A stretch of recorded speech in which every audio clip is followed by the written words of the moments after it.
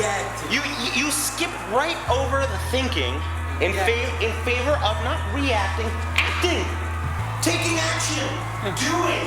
And where does it come from? This is important. Instinct. It comes from outstinct. Here's the deal.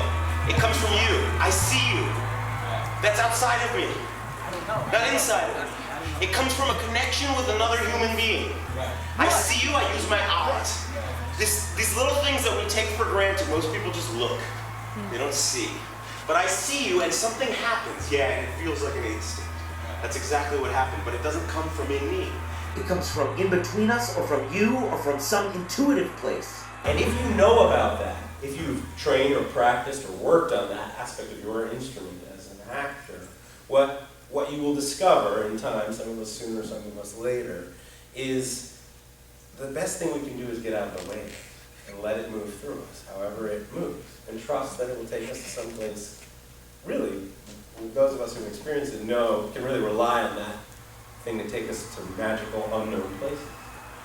Now, the unknown for a lot of people is scary, but it's also where we go to find new things. And in a creative art form, new things is what we're after. The problem of the game is objective. Right? It's there for everyone. And it allows us, the ability to watch each other play that way, allows us to not have that kind of analysis while we're playing. Yes, find their eyes and go. Someone's looking for you. Go.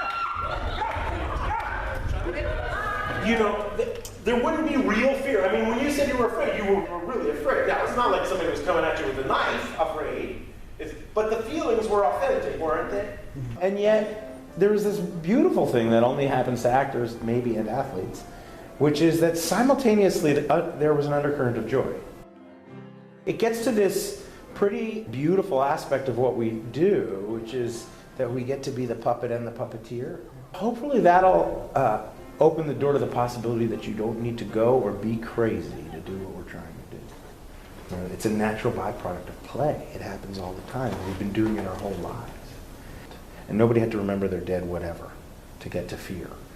It's safe. Yeah, it's safe. Yeah, it's safe. Because, I like that again, it's like no real consequences, nothing is at stake. I understand why you think play has this very special property that allows us to willingly enter into a crisis. It's a powerful notion because it's in that moment of crisis that there's a lot of possibility. And what it does is it allows us to transcend our own limitations. We do something that wasn't possible a moment before. It's thought that intuition is sort of this mystical force that's unattainable, but actors need to know that it's actually something accessible and we need to be able to access it. That's where the magic comes from. It's where the deepest, most beautiful, authentic truths come from. We get to reveal things that are deeply human and within us all, but they defy thinking and logic. You're learning to ride a bike, and time after time after time, you fall down, you skin your knee, you fall down, you skin your knee, you stop yourself, whatever, you don't get it, right? And you got your parents' voice in the distance over and over again coaching you, keep pedaling, keep pedaling, keep pedaling, keep pedaling, right? And that rises to the surface in your brain. Suddenly, one special moment, you're faced with that same crisis. You're about to fall down. The bike's about to tip. And because you're focused, intuition kicks in. And rather than putting your feet down or falling down, you keep pedaling. You do something you've never done before. Intuition has taught you how to ride a bike. Take a bow. Take a bow. You've done something that was literally impossible only a moment ago. Everybody goes through this experience. That was inspiring. I believe in my heart of hearts that each of us is capable of far more than we think. And it's through action, through doing. And the crisis moment of play provides us an opportunity, a way in to those discoveries that I think is really great. So let's play another game, shall we? I want you guys to reach down in front of you together and on the floor find an imaginary rope. One rope that you guys will grab either end of. Yeah, perfect.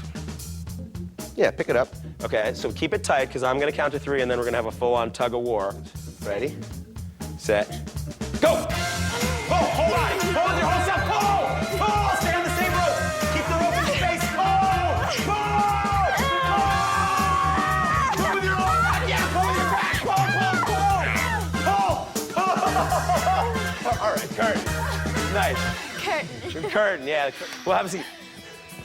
Have a seat, let's talk. So, were you on focus? Yes. Yes. Yeah, what was the focus? My whole body was on focus, on the rope, and the strength between us. And what this game should highlight is, in order to succeed, in order to play the game, you have to work together also. So it's interdependence. So in a sense, if you act on the gut, you're acting on more information. You're acting on the body's information. It's really the mind and the body at war.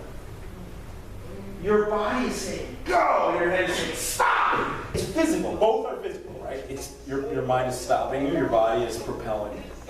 It's a wonderful opportunity to learn. It's by design.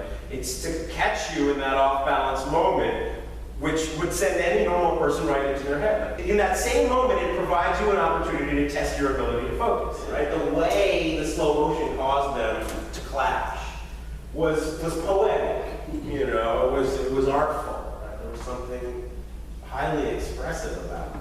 And it was expressive of emotion. You know, but the fingertips were expressing emotion. We all saw it. What is it about play? What is play? Let's try and define it. Yeah. My cat something about that practicing stuff. Yeah. Like Yeah. pretending it's real, but in case it might Yeah. chase a mouse. Practicing. Yeah, absolutely. You know, in the theater we call that rehearsal. to broaden it out a little bit, maybe you would call it exploring. You know, you're finding out something, right? You know, what happens if I jump off the corner of the bed and attack the laser pointer? Nothing. Artists can't measure ourselves by other people's approval or disapproval. We'll never get to the truth that way, you know. So by removing the how from the equation as a teacher, by taking the how out of it and saying, find a way to solve this problem, you know, what we get is creativity. You're forced to access something, a way to solve the problem. And what I think is particularly beautiful about it is that there isn't actually a right way or a wrong way. You're never going to look like her, and the way you solve the problem of the game, if the problem is presented clearly, and that's another burden I have, right, as the teacher, I have to make sure that the problem is clear. You know, but if the problem is presented clearly, what we have the opportunity to find is 10 different ways of solving the problem. And in 20 years of teaching, I continue to see, my students continue to show me new ways.